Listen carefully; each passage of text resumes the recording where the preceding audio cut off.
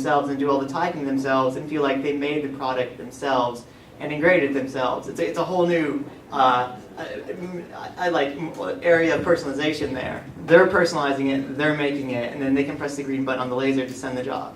So you've got basically a roller coaster, and then you're also running the roller coaster too. You know, your guest can come up and pull the lever, and you know, no training required, right? No training. No safety issues? Nope. Nothing we know of. The FDA's looking to. So any more questions about that? Cost? Okay. Cost? Great question. Yeah, it's still developmental. Right now it's still developed, or it's in the developing stage. Mm-hmm. We don't know this. We want this to be an add-on that would be essentially something we would make available. Right now it doesn't look like that's going to be possible, but we really don't know the cost just yet. We're still drilling down on that. Which actually might be a good segue into the other. There's one more question though. Oh, sorry. Did you get to pick your own 20 products, the things that you think you'll sell the best? Yes, that's how that would work. You know. Yeah, maybe. Well, and the reason I say maybe is that for every item, this is actually done by a third party, right? It's not done by us. It's done by you, but there's another developer that. No, it's done by us. It's Never done by mind, GrabAGrab. Don does it all. Yeah. Okay. And anyways, it's not the files that we currently have, so everything has to be set up individually, and there is a lot that goes into that. So we may say that it's only these types of SKUs. We also have some limitation on some of the bigger plaques. You know, this works great if you're changing out 2 lines of text, but it is not so easy if you've got 30 lines. If this is a marriage prayer plaque or something like that, this is not going to be a good option. So we do have a lot of unanswered questions, but would welcome any feedback that you have based on seeing this too, because we are still in the developing mode. How is that for a non-answer? I should go into politics, right? Yeah. Good question though. Anything else? Okay, so this is the super simple version that's kind of limited. I know that when I first saw the G5 software, I was very intimidated by it. And I've done graphic design, I've done Adobe Illustrator. That's not true. It's totally true. So when you get your laser for the first time, you're excited, you open it up, and you got this whole big sidebar of all these buttons and gadgets and widgets, and you're like, oh, I just want to engrave something. I don't want to learn a new science. So one thing GrabAGrab we're doing now with PGram Done is this is optional. You can get the software how you have now, where you have a lot of control and a lot of functionality, or you can get this guy. This is the new G5 if you want it to be. Notice what's missing over here. A lot. So let's open up a job. You take your barcode scanner. I don't know, this could be a new file. Yeah. And this is off of Windows 7, so the barcoding scanning technology it's interesting with Windows 7.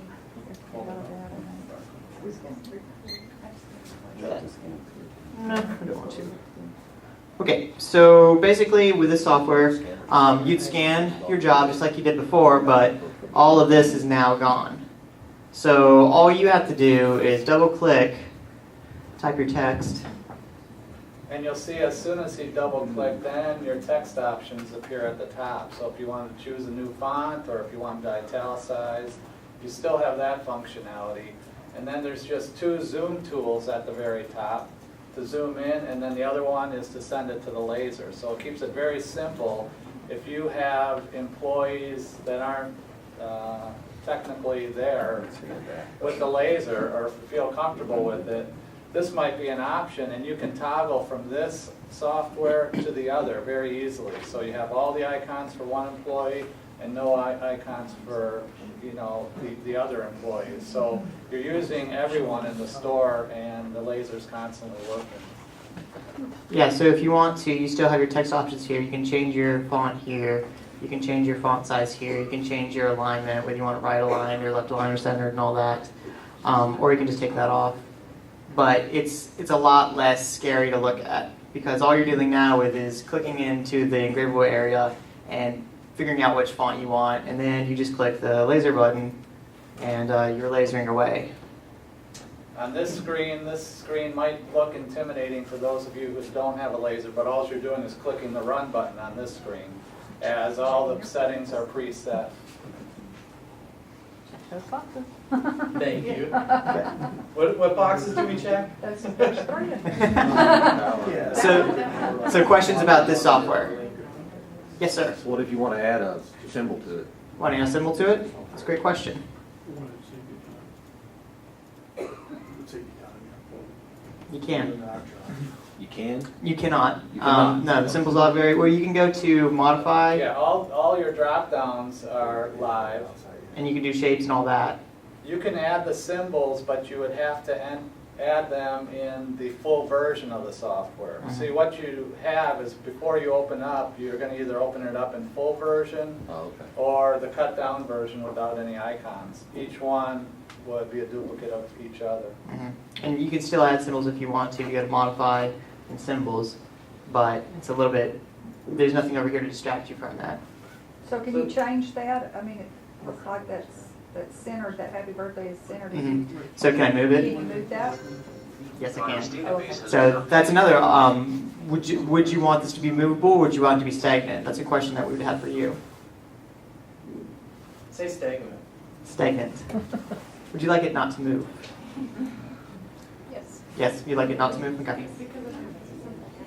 Yeah, and I think that's probably one of the big points, is that, when you open up the file, you're going in there and you're double clicking on it, Mhm. and there's an opportunity there, if you just kind of click and drag, and you can actually move what you're about to engrave, and sometimes you might not notice it, until you actually engrave it. So, from my point of view, if we can lock that down, then we take away that what if.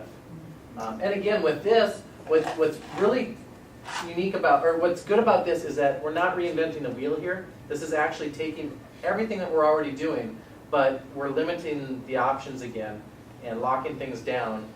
So what would you say, like maybe training wheels? It's hiding the really intimidating factors, but once you get more familiar with it, then we'll put you on the two wheels and show you everything. It simplifies it. Simplifies it, yeah. So will you limit the type of font, because some of the fonts is going to uncenter that?